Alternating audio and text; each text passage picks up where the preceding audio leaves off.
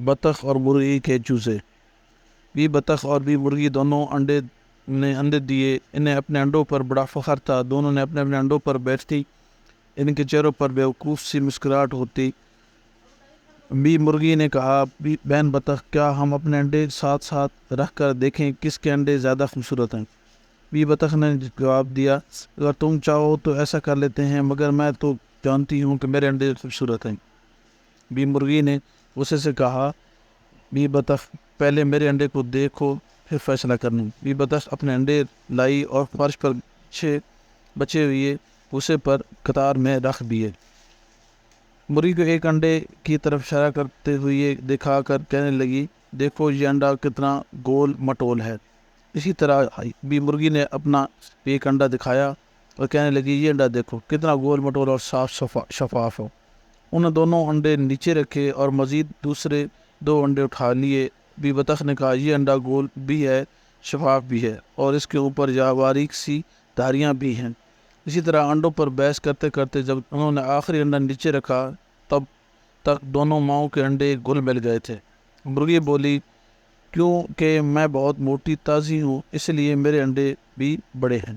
یہ سن کر بطخ نے چھوٹے انڈے اٹھائے اور انہیں اپنے سپنا سمجھ کر اپنے گھونسلے میں رکھ لیا۔ اس طرح مرغی نے بڑے انڈے اٹھائے اور انہیں سمیٹ کر اپنے قبضے میں لے لیا۔ دونوں اپنے انڈوں پر اتنی دیر بیٹھی رہیں جب تک ان میں سے پیارے ننھے منھے گول مٹول مرغی اور بطخ کے چوزے نہ نکلے۔ ایک دن بطخ اور بھی مرغی راستے میں ملی تو دونوں کے چوزے ماؤں کے پیچھے پیچھے تھے۔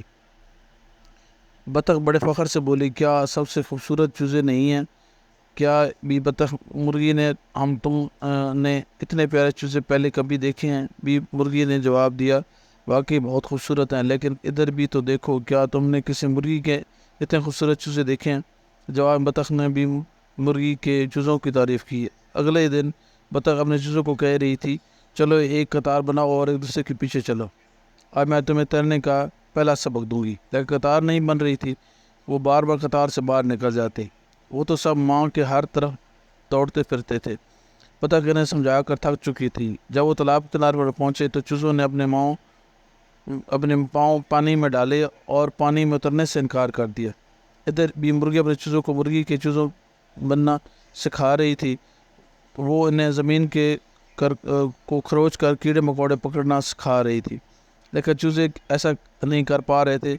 ماں نے انہیں بتا رہی تھی کہ کھیت میں ادھر ادھر دوڑ کر اپنی خوراک تلاش کریں، لیکن وہ ایک قطار بنا کر ماں کے پیچھے پیچھے تھے۔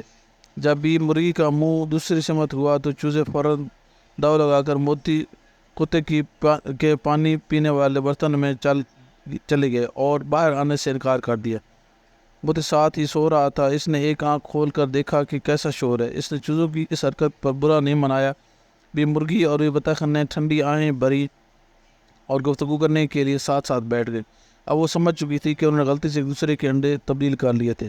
بھی مرغی بولی، کوئی بات نہیں، ان چیزوں کو بطخ جب مرغی کے چوزوں کہنے کے بجائے صرف چوزے ہی کہہ لیتے ہیں۔ بھی بطخ نے کہا، میرے یا تمہارے سارے چوزے بہت ہی خوبصورت ہیں، ورنہ ان میں سے کوئی بھی بدصورت ہوتا تو بدلے جانے کے باوجود ہم انہیں پیار نہیں کرتے۔ مرغی نے بھی تائید کی۔ وہ ساری دوپہر بیٹھی باتیں کرتی چوزوں کو خوشی خوشی دیکھتی رہیں جو کھیل رہے تھے۔ بطخ کے بچے موتی کے پانی والے برتن میں کھیل رہے تھے اور مرغی کے بچے موتی کے اوپر چڑھے ہوئے کھیل رہے تھے۔